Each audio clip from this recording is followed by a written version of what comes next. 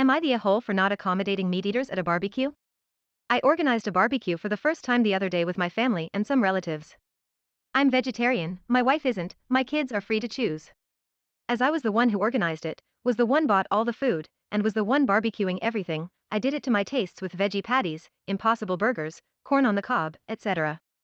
This was fine as far as my immediate family was concerned, but some of my relatives-in-law started complaining about there not being any real meat on offer and cracking rude comments about veganism and left-wing progressivism and what have you. I'm not a vegan, and I never lecture people on morals, ethics, or anything like that.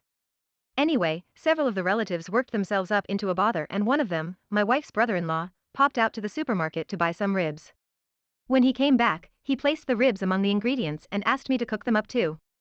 I got quite upset at this, telling him that I was doing the barbecuing here, I had already bought enough food for everyone, and I wasn't going to cook these ribs for them, so he can take them home and do what he wants with them himself.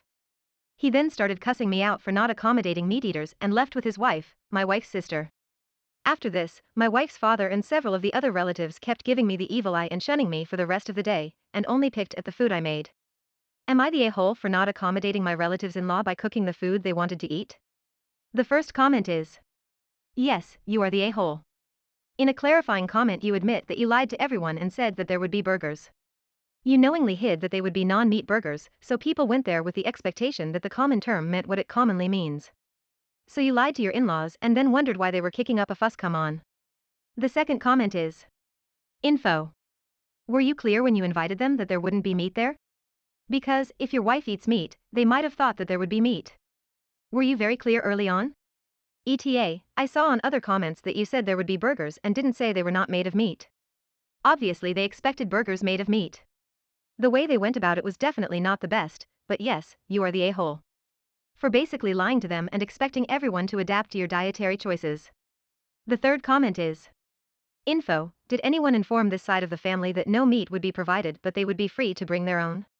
The fourth comment is, info, did you tell people it was going to be a vegetarian barbecue when you invited them? Or did you just say barbecue?